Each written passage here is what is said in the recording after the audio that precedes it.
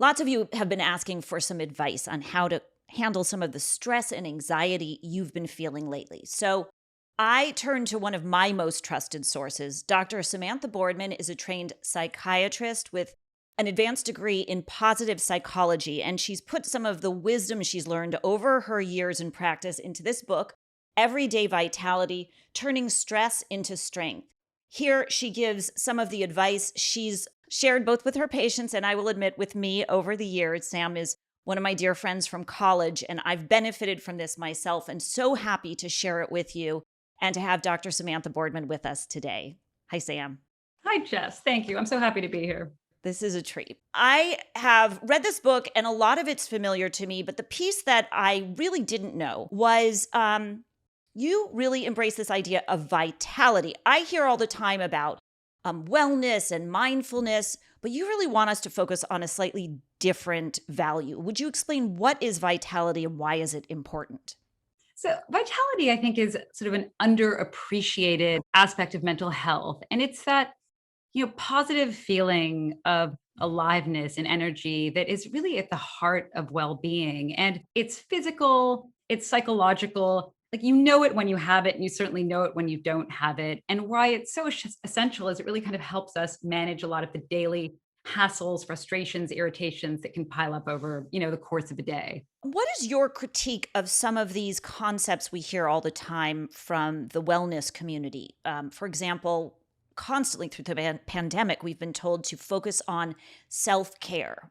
What do you say to that? Self-care is unbelievably important, and it's something I think we don't focus on enough, but sometimes I think it can be mis sort of construed as a an excuse to just focus exclusively on oneself and for self-immersion, and that can be an on-ramp even to narcissism. And here's like an example of that. I'd had a patient who was trying to sort of engage in more self-care, and she was taking it really to heart, and it ended up really isolating her from her friends and family. And she was sort of so bent on self-care that she was sort of forgetting about others. And so it's also why I really write a lot about in the book is other care and having an other orientation. Well, let's get into that. You say there are three key components to vitality. What are they? The three C's, it's very simple. Connecting with others positively, having like good interactions, meaningful interactions. The second C is contributing to something beyond yourself. And the third C is challenging yourself in a positive way. Okay, I want to break down each of those. So first, you say what was your first one? Connect. It's connecting with others. Okay, so people, I just want to be realistic about this.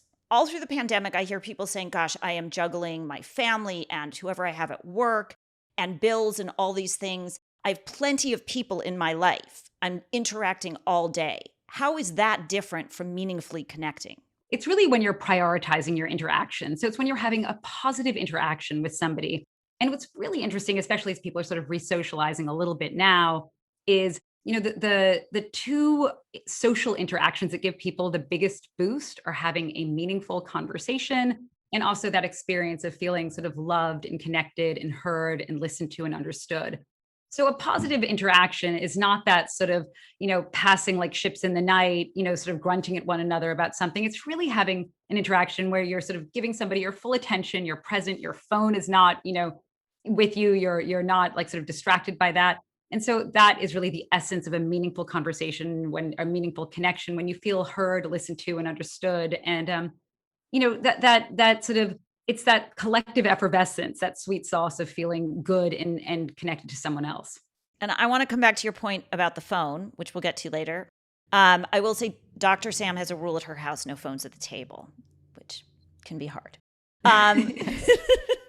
what was your second C? The second C is when you feel like you're contributing to something beyond yourself, like when you feel like you're just doing something for someone else. And that's not like, it's not joining the Peace Corps. It's just those little things that you might do that you go, that it's holding the door for somebody. It's asking your neighbor, like, I'm on my way to the grocery store. Can I pick something up for you? It's doing, I'm going to get a coffee. Let me make you one. It's those little things where you feel like you're sort of adding value in some way, that you have some sense of like self-efficacy and that your experience matters to somebody else. And I think sometimes when we get so immersed in sort of self-care, we forget about that other orientation. And how good it feels when we actually feel like we are contributing to something else. So it's not just like the right thing to do. You get a sort of hit of happiness or well-being from that act of kindness. Yeah, absolutely. And we often, what's so interesting is we underestimate what that is. So even, when people are given a choice, like, you can, here's $5, spend it on yourself or spend it on somebody else.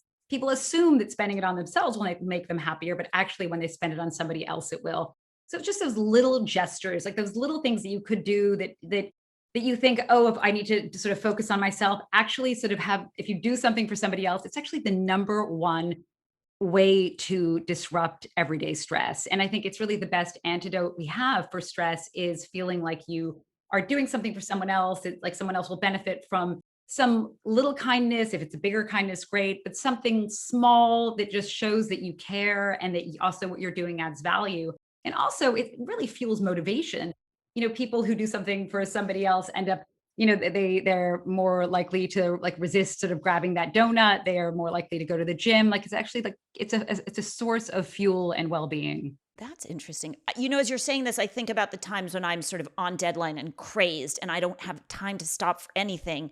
And then somebody drops all their bags in front of me on the street. And I'm like, I'm not the person who walks away. I'm going to help them. And you stop and you help them. By the time you're done, it's almost like lowered your own blood pressure.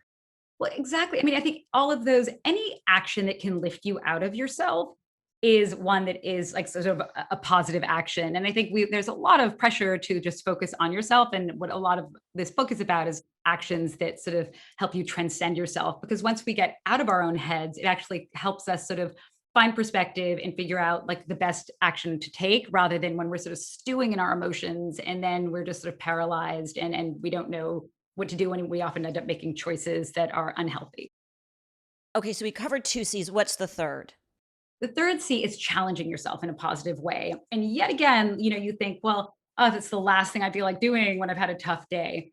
But studies show, and there's a lot of research around this, that actually people who have hobbies, things that they do outside of their work, have less burnout and less like everyday stress in their lives. And so anytime, any opportunity that you can learn something, stretch yourself in some way. And no, this does not mean like, oh, you need to go and master Mandarin or German or, take calculus again, but just little opportunities where you feel like you're stretching yourself, because that's where you get flow, that wonderful experience where you're sort of what you're capable of, sort of your skills kind of meet the challenge, and then you sort of lose yourself. It's where you lose time. And so it's hard to recommend a hobby, when people are stressed out or doing something, but it's actually one of a great stress reliever. Does that mean something as little as like reading an article about something that's not what your work is? Look, news not noise is, that. Like, Absolutely.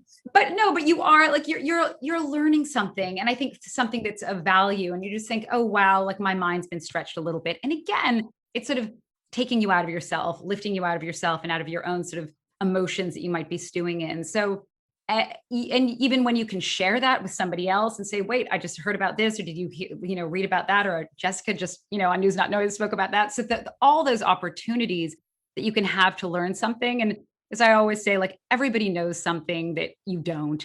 And so if you can ever sort of engage in a conversation, or just, what have you learned from the pandemic? What was challenging? What's been, what it has been, is anything positive coming out of this? What are you looking forward to in some way? Anything that I think you can any opportunity to learn about someone else or about something that you're interested in, go for it. You write about some things that drain energy. We all have those experiences where you're feeling great and then there's some encounter and you're not. And you're like, nothing horrible happened. You call them vitality vampires. What is this, and why do they matter? How do we avoid them? Well, it's as like the little things accumulate, and and what's so sort of distressing about those little things is actually study shows that these little things, these micro stressors that are embedded in the fabric of our everyday lives, can actually take a bigger toll on our mental and physical health than some of those bigger life events.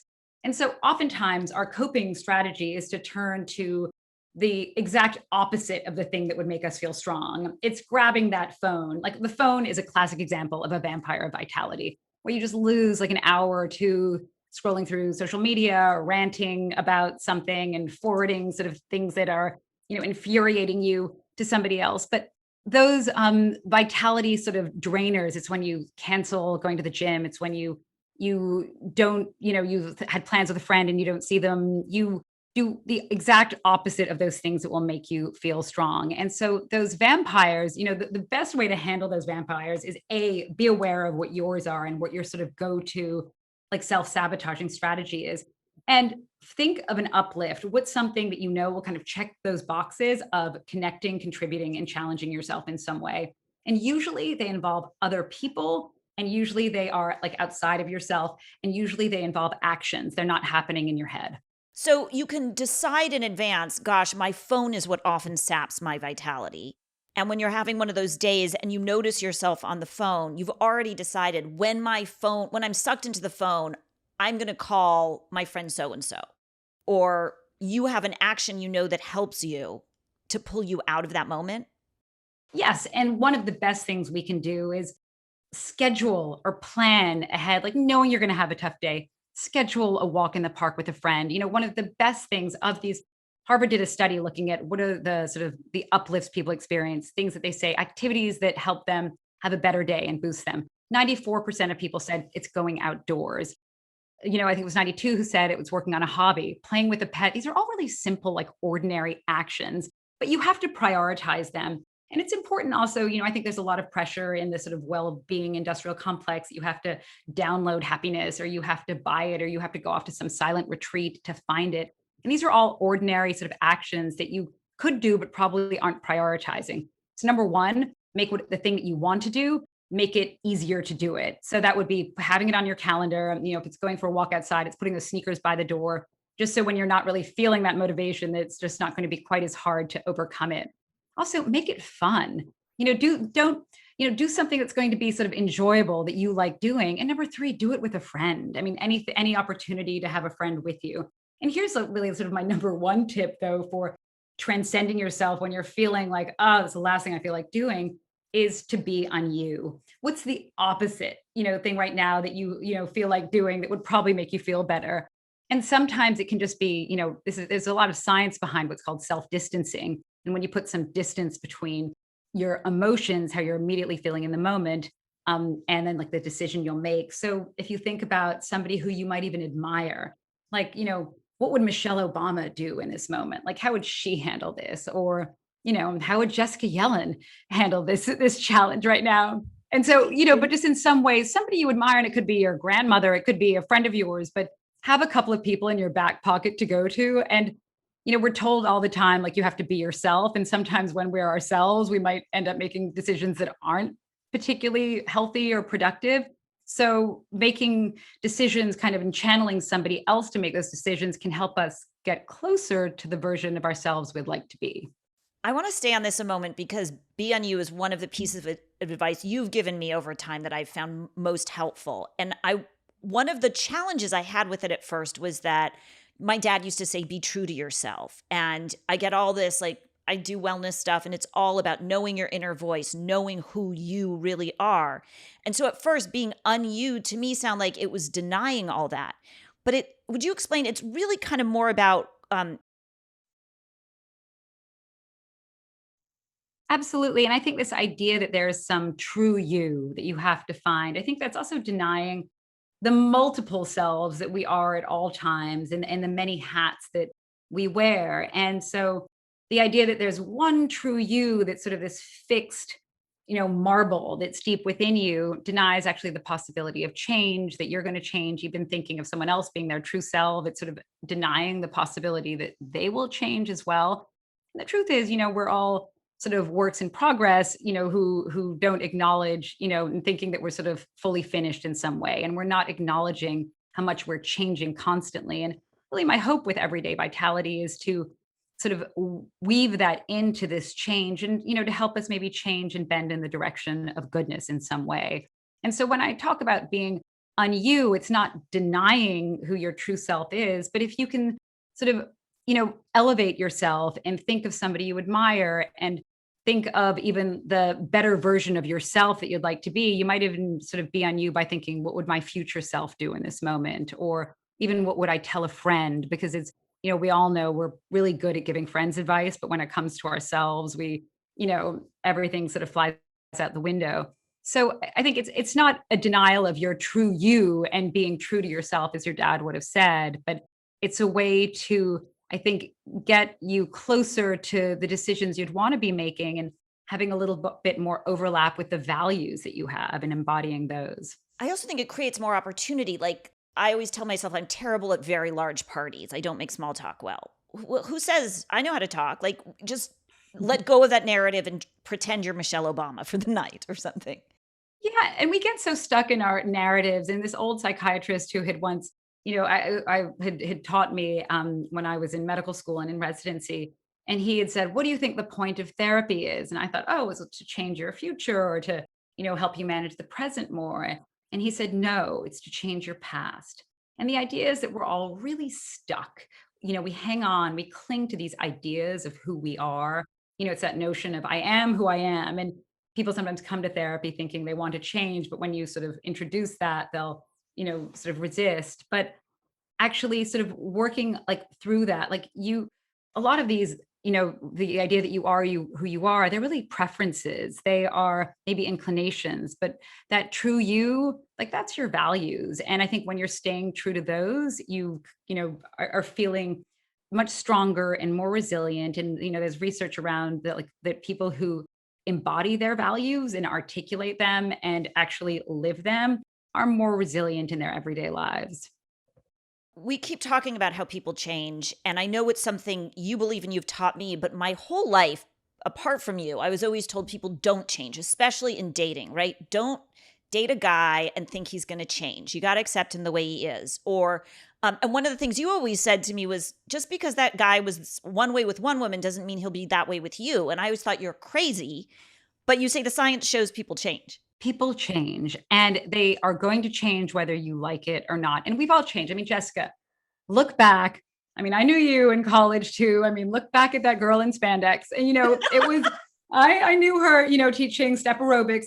But I mean, that's not just what's changed. And if we look back at me and, my do rags and Madonna bracelets, but that we've all changed so much and not just what we're wearing and our fashion choices. Thankfully, that has changed. But, He did wear a you know, thong, exercise leotard, and so that's that's it. but how grateful we are. We're all really good actually at looking back and seeing how much we have changed, but it's really hard to look forward and imagine how much we will. But we are changing and we are works in progress. And there's actually research around the idea of people who have a fixed mindset and believe that they don't change are, when they are challenged and they're hit by a lot of stress, that they have a harder time with it. They also, though, when a high school student, like they're taught about how the brain changes and people change if you're going into ninth grade or 10th grade, that those who believe that people can change can roll with the punches a lot more and handle those challenges. And also, they're much more forgiving of other people in their class and somebody who maybe they didn't like the year before. They're much more willing to give them a chance. And I think just in terms of how we get along with others is that these fixed mindsets of I am who I am, people don't change, that person who's a bully will always be a bully, it might not be true. And I think just sort of allowing oneself to change, allowing for for your somebody to change can help us get along a little bit better. And also there's so much emphasis right now on just being a perfectionist in every aspect of our lives. And, in terms of achievement, in terms of like our social lives, I'm really seeing this with young people right now as well. And I think sort of cutting oneself some slack and sort of seeing how we are going to change, we are going to evolve, but let's be a little bit intentional about how we're changing. And that's what I hope Everyday Vitality is doing, is kind of providing some pathways around that intentionality and, sort of putting your mind to the thing that you want to do, but not just putting your mind to it, then embodying it. One of the stories you tell in Everyday Vitality is about the way you changed when you were first a practicing psychiatrist and then decided that, gosh, some of the things I'd always learned aren't really doing the trick for my patients. I've got to try something different. Would you explain that story? And I think of that as doing something on you. That was, I mean, I was about a couple of years out in practice. I'd gone to medical school, completed my psychiatry residency, and, I was pretty good, I thought, at what I did. And I was seeing this woman for a couple of weeks who was, having some anxiety and stress. And she has 3 kids and she was had some conflict with her husband. And she came in one day and said to me, "You know what, Dr. Boardman? I hate coming here. All we ever do is talk about what's wrong with me and what's going on in my life. And sometimes I'm even having a good day and I have to think about like what I can complain about. And you know what? I'm done. Like this is not helpful. And I never saw her again. And of course I was a little defensive when that happened, but she was right.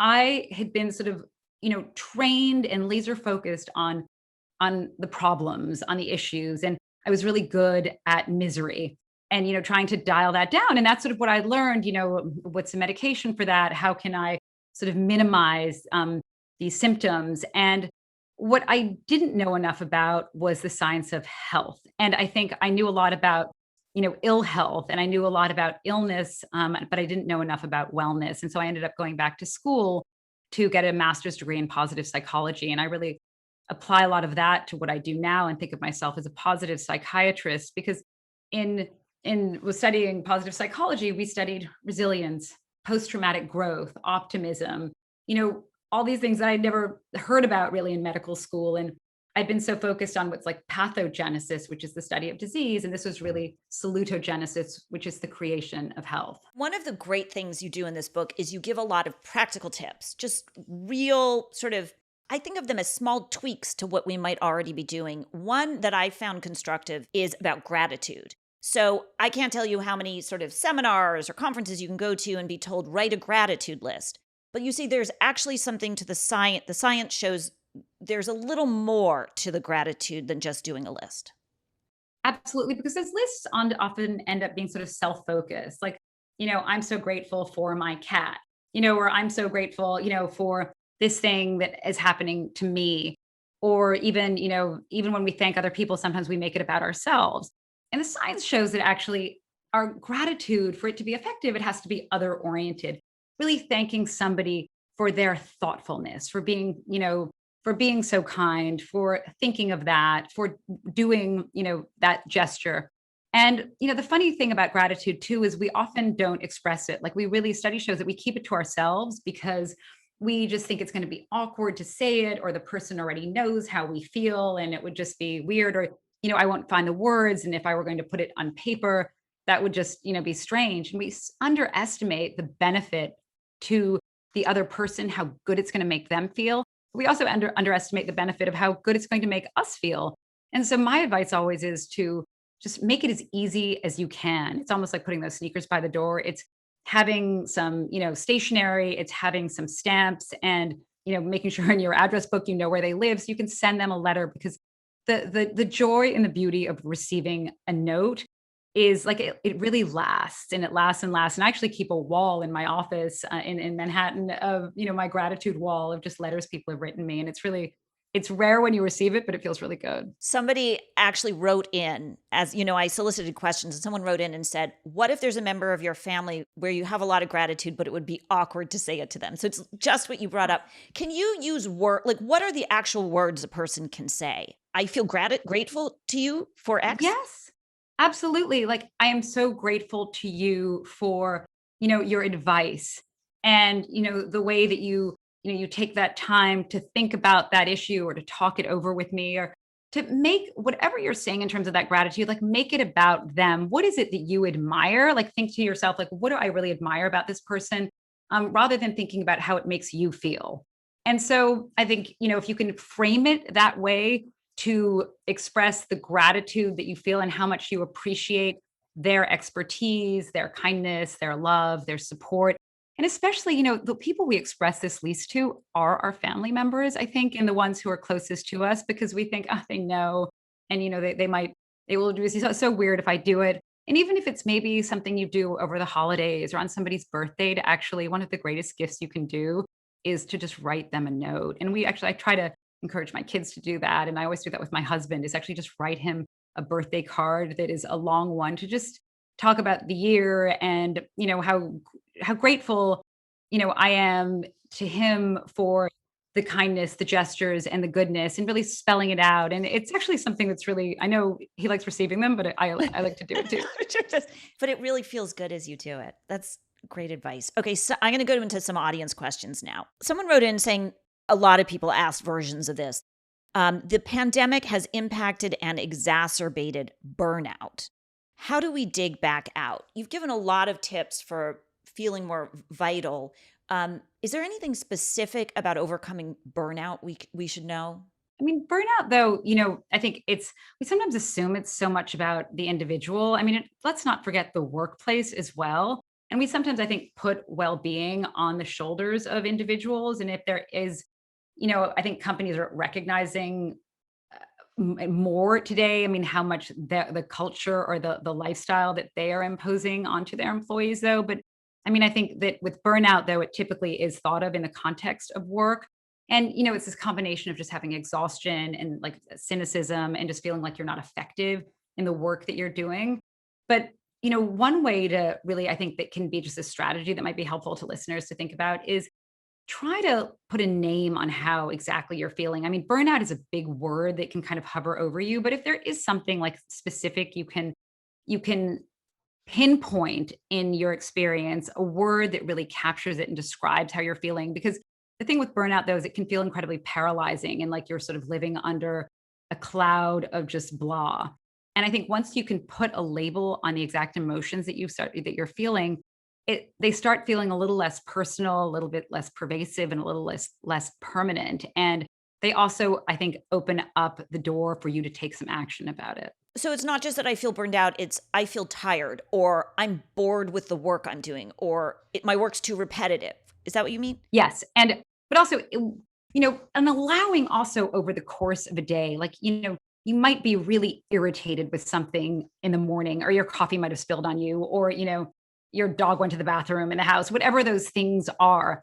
But then also allowing for what's like known as emo diversity. The negative sticks with us, and so that's why we sort of cling on to it. It's why you remember, in your annual review, the one negative comment, but you can't remember anything else that was said. And so I think what we need to learn how to do is be a little bit more Teflon and a little bit less Velcro and have these things stick to us. So that's what I mean by you have to really be deliberate then about cultivating uplifts and finding uplifts and, so scheduling them, making room for them, if it is looking at, if you like the other day, I saw this like really beautiful cardinal on my way to the office and I was like, wow, I'd never seen that before. And if I had had my phone in my hand, I wouldn't have seen it. And then taking a picture of it that I did get then grab my phone because it was still there. And then, and then sharing it. Maybe I sent it to you, but it was like, wow. And having those moments of awe that also, I think, lift us out of ourselves. And I think when you're looking at a phone, it's really hard to have awe. If there's a sunset, just don't take a picture of it. Just like be with it and stay with it.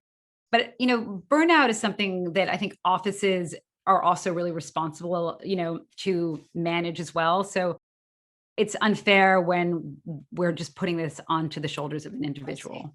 Yeah, we need to reform the workplace. Would you speak a little bit more about Teflon versus Velcro? Because I would love to be a Teflon person where everything just rolls off, but I think of myself as a Velcro person, and that's a way I think that's just who I am. But you say it doesn't have to be that way. See, but when you say I am who I am, like actually, no, Jessica, we were just talking about people change. And there are, I mean, I think there are ways, some people it is temperament though, and some people are more Teflon than Velcro. But there are ways though that we can sort of override this. And it's by intentionally sort of prioritizing those uplifts in our everyday lives. And we really need that. If we don't have uplifts to balance this accumulation of hassles that are there, we will stew in them. And it's really important, I mean, long term for your mental health, like for your weight, for your physical health, the people who have a lot of daily hassles without that counterbalance of uplifts, we're even much more likely to catch the flu. So you've really got to be sort of thinking about what are these small ordinary ways that I can have an uplift. It is a laugh with somebody, it is a, sort of a conversation with somebody in line at the supermarket. It's having these little micro moments where you're lifted out of yourself. And I'd read a book a year ago about, it was called The Book of Delights. And when you sort of delight hunt and you look for something that delights you every day, you really build your delight muscle and you start noticing that more in your everyday life. And, the thing is, there's a lot happening all around us and we're sometimes missing it if we're not sort of looking for it. And, we do sort of see what we expect to see, and our expectations really shape what we see. So I think if you're delight hunting, you're much more likely to find one. I love that. I think we should try going to light hunting as a community on Maybe Instagram. people could Okay. share that. Yeah, I love Yes, that. I'm going to do that. So, obviously, a lot of people are feeling stressed out, including by the news. This is a question I got a lot. I'm so stressed out by the news, but I also want to be informed. How do I stay aware of local and world events, but not have my head spinning with it all? There's a lot of research around how news stresses people out. We've seen it after, big, after disasters, after local ones, but even people who are watching from afar who are seeing lots of news reels about even climate change and after in war torn areas and things like that. If you are just glued to your news reel and you are sort of on social media looking for it constantly, you even might experience some PTSD. And we know even during COVID that young people who spent a lot of time watching the news felt much, much worse and more stressed out by it. So, I think minimizing that sort of exposure to undigested news. And I think the key is to really get your news from reliable news sources that is digested. So you're not following breaking, news that's happening.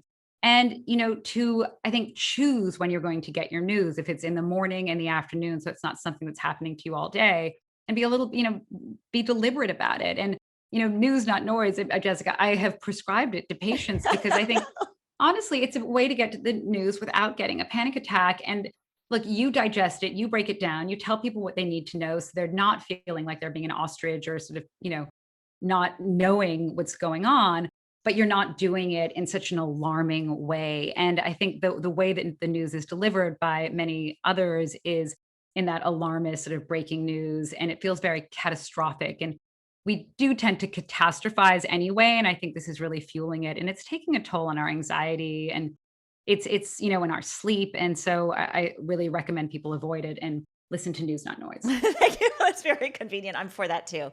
One of the things I've advised people to do sometimes is when you're reading about it particularly or listening to a particularly upsetting story after you're done, is put your phone down, whatever it is, and take a moment, close your eyes and think that is the news and this is me. And like create that moment of distance between you to so that you're not like your head and emotions aren't swept up in that still, which I Yeah. found helpful.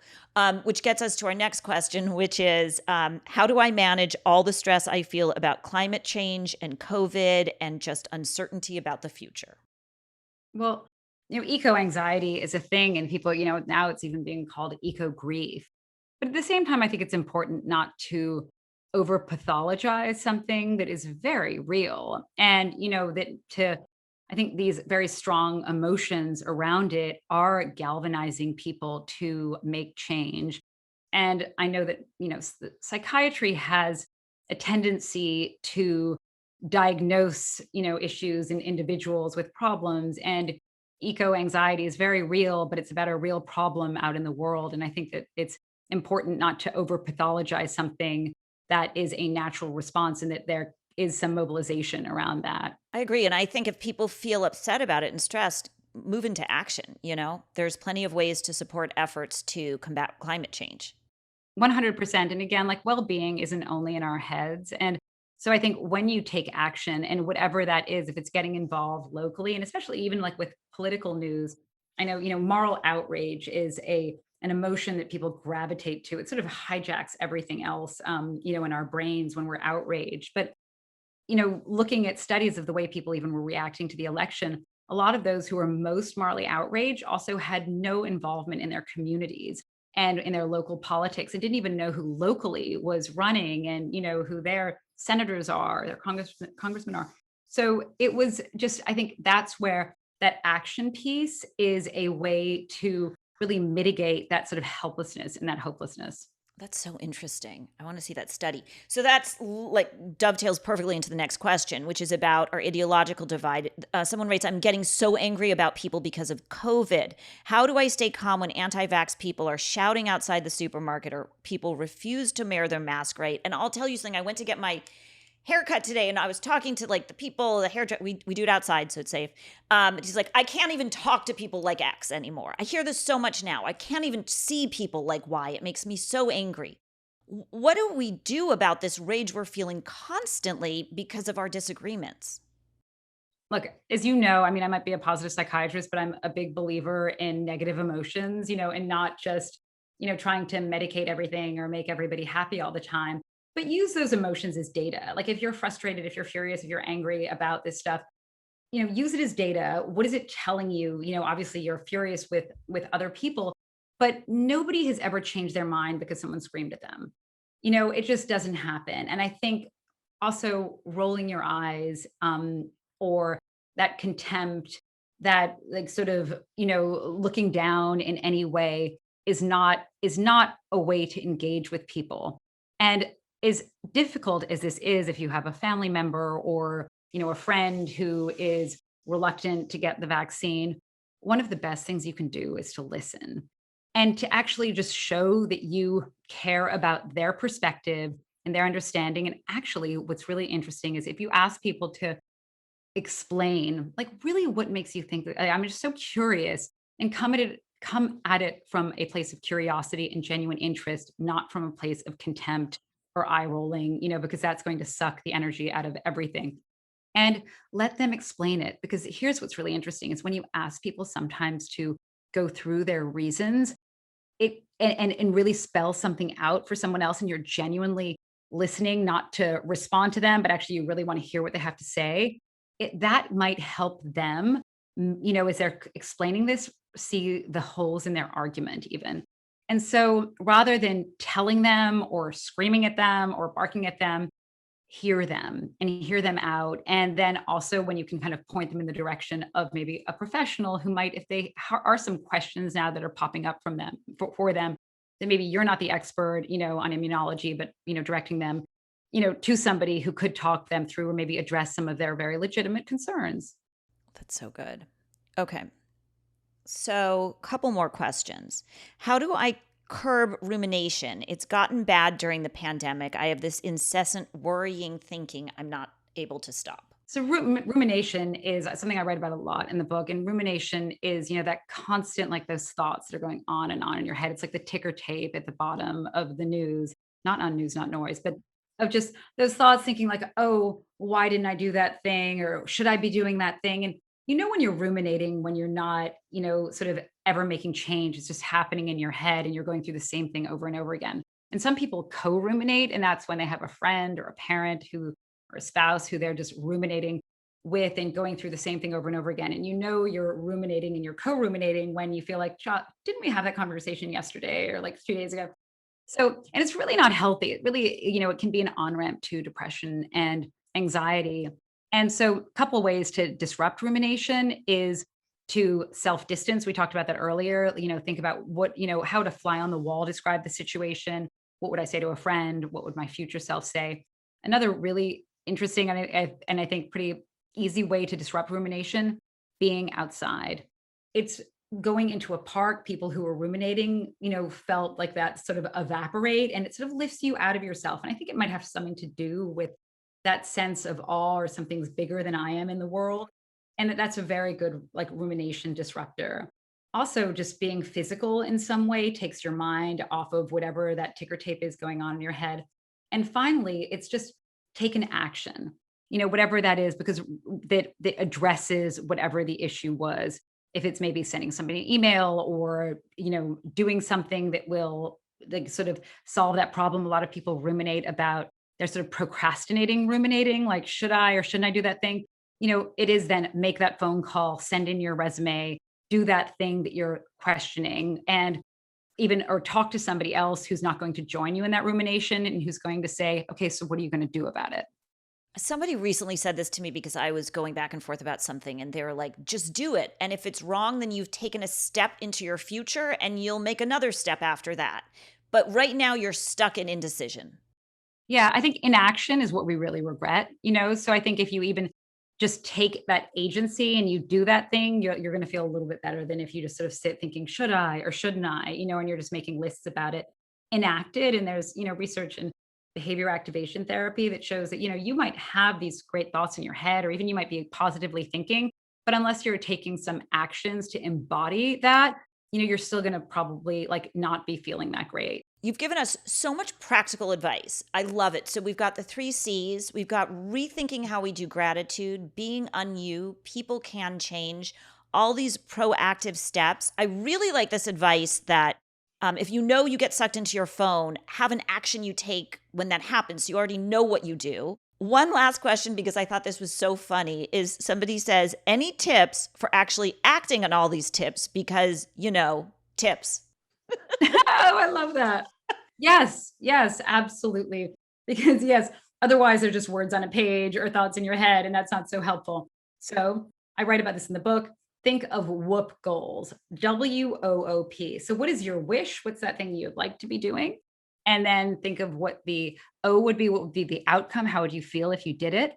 Then the next O is then what is the obstacle? What is the thing that's sort of getting in between you and doing the thing you want to do?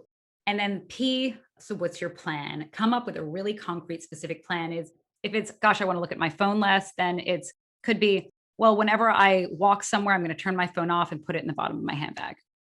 Those are like very concrete ways to close what's called like the intention action gap. And I think when you then start, it'll sort of get you in that direction of enacting some of these actionable tips. It's so good, Sam. There's so much important information. And at some level, I think this book is teaching people that being kind and growing makes you happy. And so lean into that. And I think that's so much about who you are. And I'm so glad you've put it out into the world. So thank you for Everyday Vitality, for the interview today, and for giving me all these tips for more than 20 years and helping me be sort of sane. Thank you, Jessica, for being such a powerful tailwind. And Dr. Boardman's book, Everyday Vitality, is available now. You can buy the book and find more of her work at positiveprescription.com or on Instagram at positive_prescription. Hi, I'm Jessica Yellin. If you like this video, please click subscribe. And you can click the bell to get notifications when we post new content. Thanks for watching.